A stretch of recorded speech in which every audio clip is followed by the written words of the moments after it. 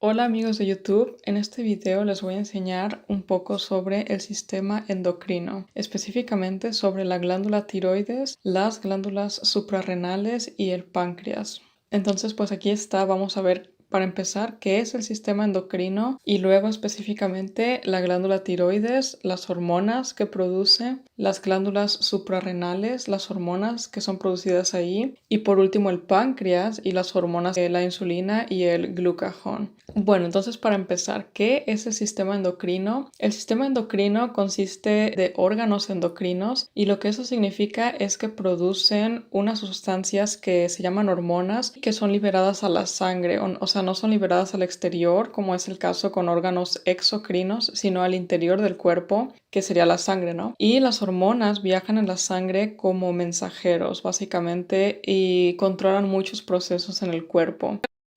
La glándula tiroides se encuentra en el cuello, se encuentra anterior a la laringe, como pueden ver aquí, si lo vemos, pues sí, ahí pueden verlo. Está como que abrazada la tiroides de la laringe, que vendría siendo esta parte y también un poco de la tráquea, ¿no? Que está justo abajo. La tiroides consiste de dos lóbulos, que vendrían siendo el derecho y el izquierdo, unidos por un istmo.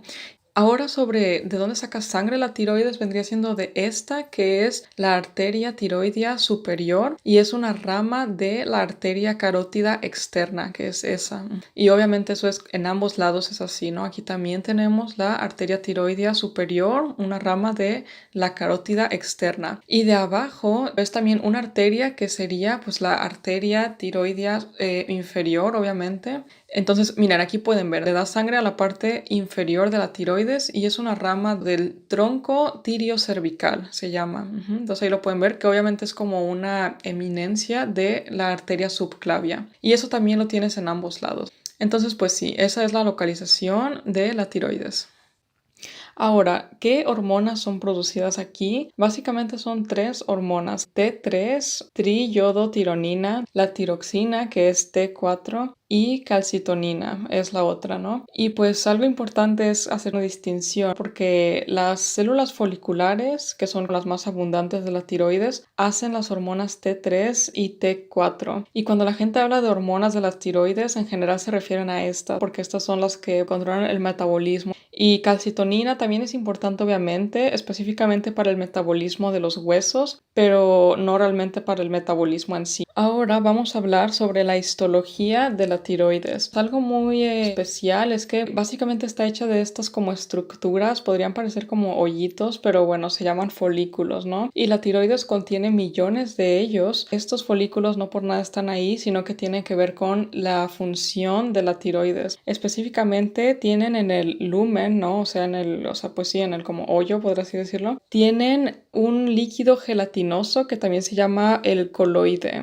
El coloide. Una de esas estructuras se llama el folículo y está cubierto con una capa de epitelio. Es solo una capa, o sea, una capa de células, vaya. En el lumen se encuentra, como les decía, ese líquido gelatinoso y tiene que ver con la función. Ahorita lo voy a explicar más en detalle, pero ahí está algo importante, una proteína.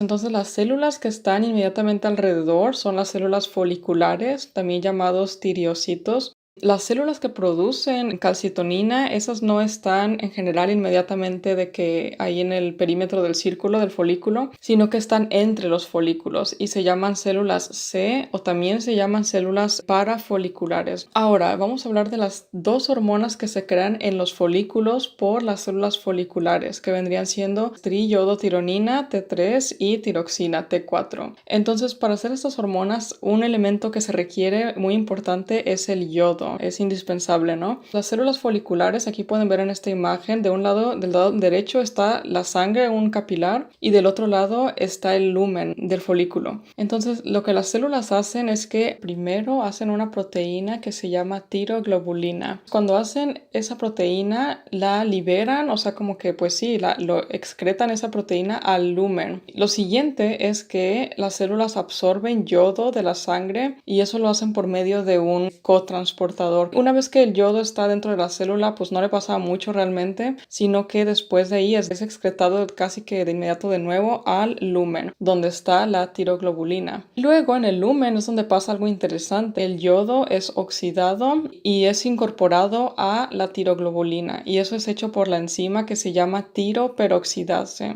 o sea, peroxidase de la tiroides, vaya, que está pues casi que en la membrana de las células foliculares y ahí hace su trabajo. Ahora vamos a hablar lumen. La tiroglobulina es yodada, y una vez que eso ha pasado, cuando la tiroglobulina ya está yodada, es absorbida por la célula por medio de endocitosis, y en la célula ocurren aún unas reacciones proteolíticas que son hechas por enzimas que están en los lisosomas, y entonces de la tiroglobulina yodada son, pues sí, es como cortada, ¿no? En inglés se dice cleaved, pero de ahí sacan las dos hormonas que serían tiroxina y triyodotironina, y pues una vez que ya las tiene la célula, las libera a la sangre. Ahora vamos a hablar sobre cuál es la diferencia entre estas dos hormonas, T3 y T4.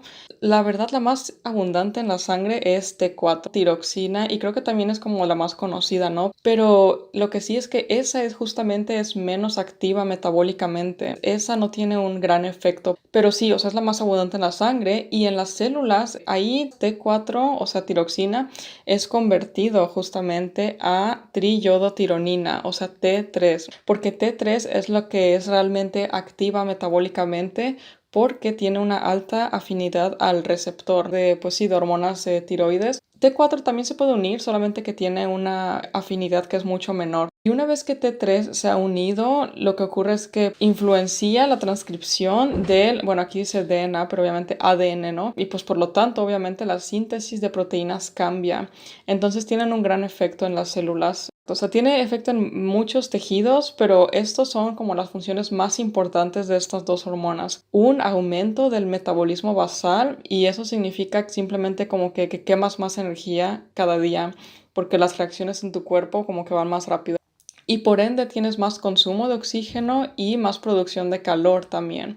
Otro rol que tienen es un rol en el crecimiento, que lo hacen junto con la hormona del crecimiento, ¿no? GH, Growth Hormone en inglés. Entonces trabajan juntas, podrías decir que las hormonas tiroides potencian el efecto de la hormona del crecimiento. Otro rol importante de estas hormonas T3 y T4 es en el desarrollo del sistema nervioso central. Son también muy importantes para eso. Y en esta imagen está un poco dado, ¿no? La tiroides, las hormonas que produce y algunos de los tejidos en los que tiene efecto, pero obviamente son muchos.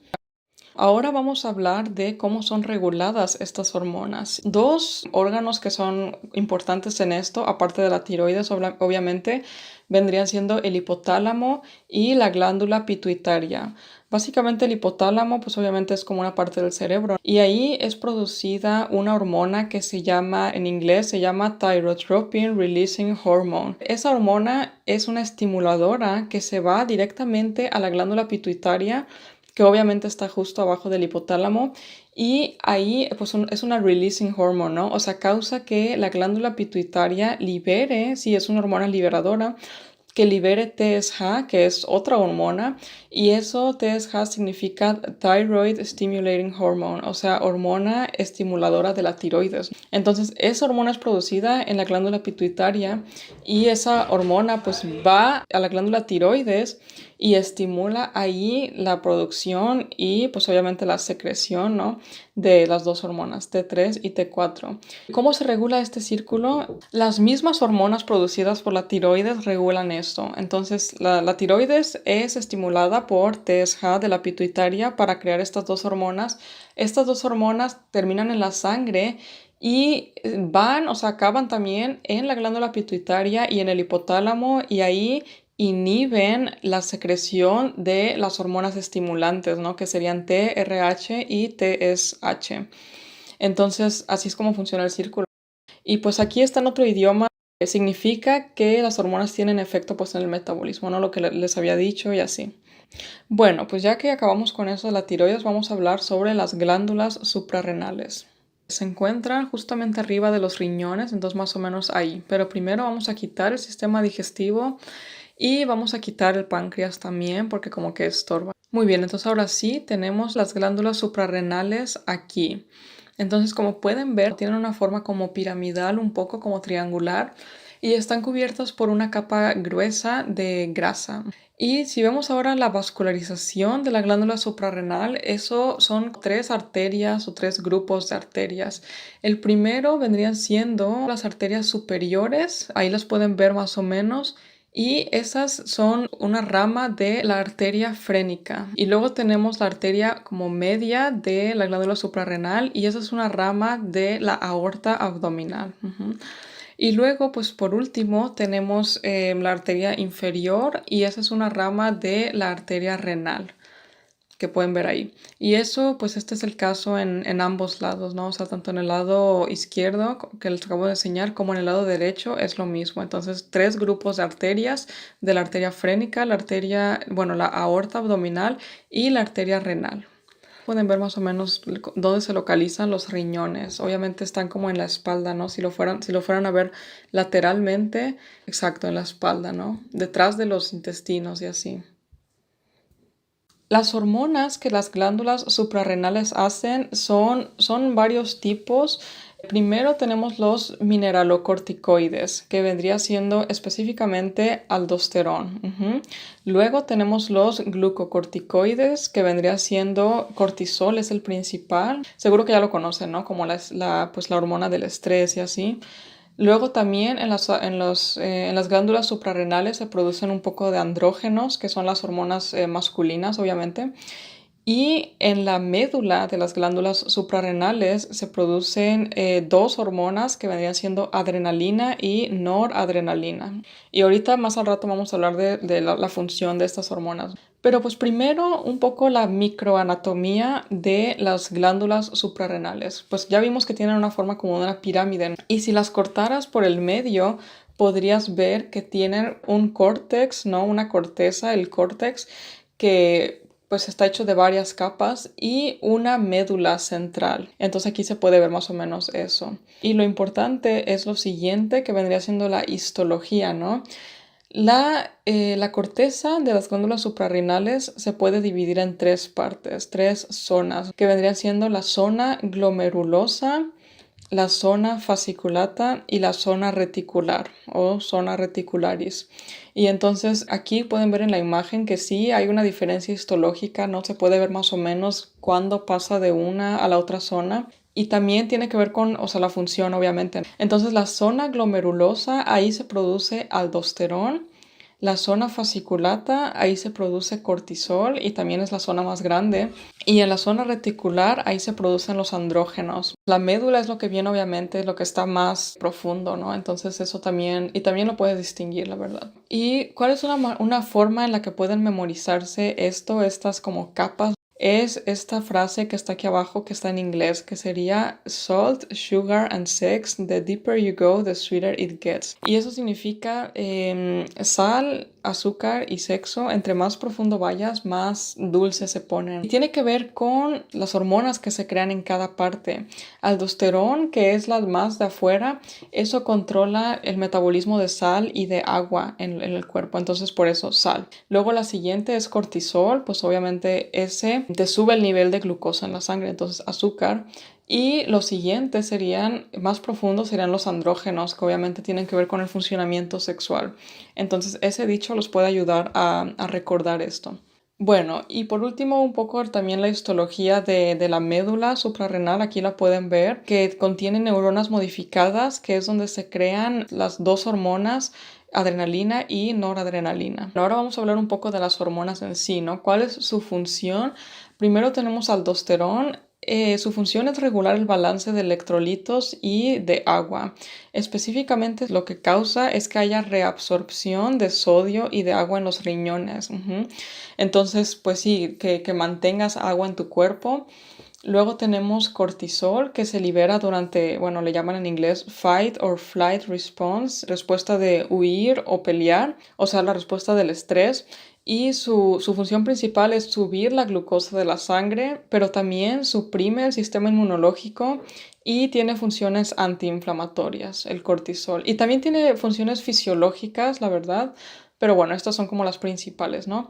Y los andrógenos, como ya había dicho, tienen un rol en el funcionamiento sexual, específicamente de los hombres, pero las mujeres también lo producen andrógenos. Y luego, pues por último, adrenalina y noradrenalina. Esas también son liberadas durante la respuesta de pelear o huir y pues tienen varias consecuencias que serían te suben el ritmo cardíaco, te suben la presión sanguínea y también vasoconstricción, o sea, constricción de vasos sanguíneos para ayudar a subir la presión sanguínea. Ahora un poco sobre la síntesis, pues las hormonas esteroides, que vendrían siendo todas las de la corteza, esas son todas hechas a partir de colesterol y aquí pueden ver un poco cómo es como el pathway, ¿no? Entonces pues empiezas con colesterol, hay muchos intermedios y aldosterón lo obtienes aquí, luego cortisol. DHEA es el nombre de, pues como los andrógenos, entre comillas, que produce la zona reticular, que luego se convierten en testosterona y así, o sea, en otros tejidos, pero entonces la zona reticular hace como un precursor. Bueno, y luego en la médula que se crea adrenalina y noradrenalina, es ese pathway, también se hace a partir de tirosina. Recuerdan que ese aminoácido también lo ocupamos para hacer tiroglobulina en la tiroides. Pero bueno, entonces se convierte en varias cosas, eventualmente en noradrenalina y de tirosina a noradrenalina el pathway es igual tanto en el sistema nervioso como en la médula suprarrenal. Y el paso extra que hay en la médula vendría siendo la conversión de noradrenalina a adrenalina. Ahora un poco sobre la regulación de estas hormonas. Pues vamos a empezar con cortisol. Aquí el hipotálamo y la glándula pituitaria también tienen un rol. Es un poco parecido a lo de, bueno, es muy similar, la verdad, a la regulación de la tiroides. Cuando hay algún estrés, el hipotálamo pues puede sentir eso, ¿no? Porque está cerca del cerebro, en el cerebro casi que, y produce una hormona que se llama CRH, que significa Corticotropin Releasing Hormone, o sea, hormona liberadora de corticotropina. Esa hormona se va directamente a la glándula pituitaria que está justo abajo del hipotálamo y ahí esa hormona estimula la producción y liberación de una hormona que se llama ACTH, que significa adrenocorticotropin hormone, hormona bueno, no sé cómo se dice en español, pero entienden el punto, ¿no? Y esa hormona, esa es la que viaja por la circulación sistémica hasta las glándulas suprarrenales y estimula la producción de cortisol. También de los andrógenos. Ahora, aldosterón, esa también es creada en las glándulas suprarrenales, pero la excreción de esta hormona no es realmente estimulada por ACTH, sino que más bien es controlada por la sangre, ¿no? Como esta hormona tiene una función en la sangre, los electrolitos y el agua en la sangre, entonces también es controlada por los valores en la sangre como de sodio, de potasio y aldosterón, entonces producido ahí y luego va a los riñones donde tiene su efecto que es la reabsorción de sodio y por lo tanto también reabsorción de agua. Ahora vamos a pasar a la última parte de esta pequeña clase, el páncreas. El páncreas se encuentra localizado atrás del estómago. A veces como que lo dibujan abajo, pero es más bien atrás del estómago, ¿no? Y ahora vamos a quitar el sistema digestivo y aquí está el páncreas que tiene varias partes que vendrían siendo el proceso uncinatus, la cabeza, caput, el cuello, column, el cuerpo o corpus y por último la cola, también llamada cauda. Y algo importante es que los islotes de Langerhans están situados en esta área, como pues sí, en el área de la cola. En el área de acá están más bien, se producen enzimas y así. Ahora vamos a ver de dónde obtiene sangre el páncreas. La vascularización es de esta arteria que vendría siendo la arteria esplénica. Como que se ve más bien de este ángulo, pero pues ahí pueden ver que, o sea, da ramas que van al páncreas y que lo vascularizan. La otra de las ramas que vascularizan el páncreas vendría siendo de la misma arteria mesentérica superior. Esta arteria, que se llama la arteria pancreática y duodenal, porque también le da al duodeno, le da también sangre. Entonces tiene una rama que va como al duodeno, que es esta. Aquí pueden ver más o menos, obviamente no está el duodeno, ¿no? Pero ahí es donde iría. La otra rama es la que está ahí como atrás y esa es la que vasculariza el páncreas, la parte como de la cabeza del páncreas. Ahí se puede ver de atrás como que se ve mejor. Pues sí, esa es la localización y la vascularización del páncreas. Está pues sí, en el abdomen, más o menos como en el medio del abdomen. Bueno, y las hormonas que son producidas en el páncreas vendrían siendo insulina, obviamente la más conocida, que es hecha por las células beta, glucagón, producido por las células alfa, somatostatina y el polipeptido del páncreas.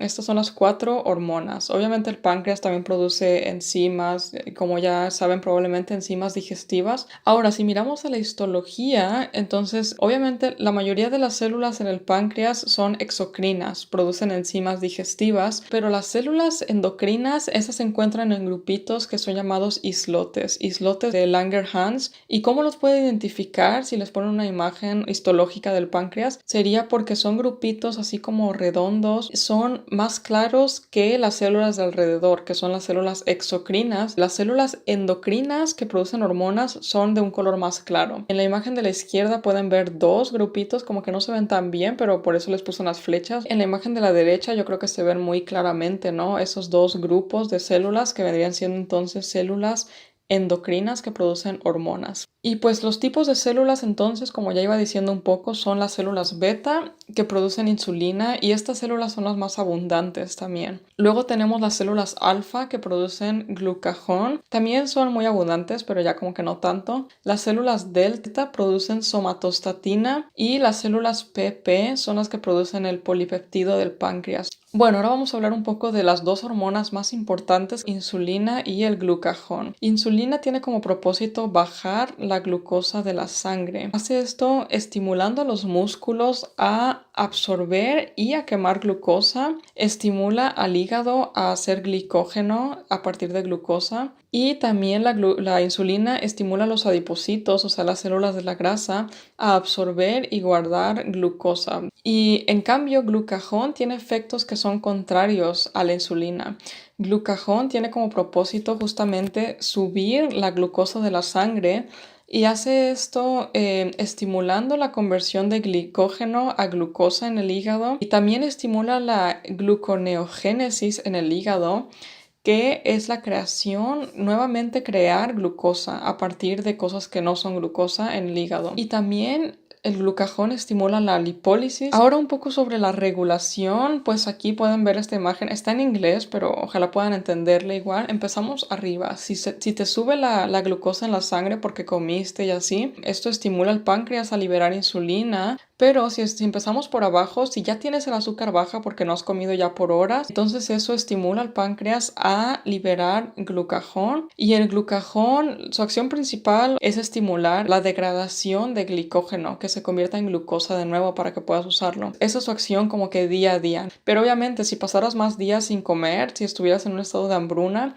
entonces el glucagón también estimularía la gluconeogénesis, crear glucosa a partir de grasas o proteínas, de modo que el nivel del azúcar en la sangre te suba de nuevo. Y pues este fue el fin del video, espero que les haya servido mucho. Si tienen dudas, no duden en ponerlas en los comentarios. No olviden suscribirse a mi canal si se les hizo informativo este video y también chequen los otros videos de mi canal, por favor. Bueno, gracias por ver.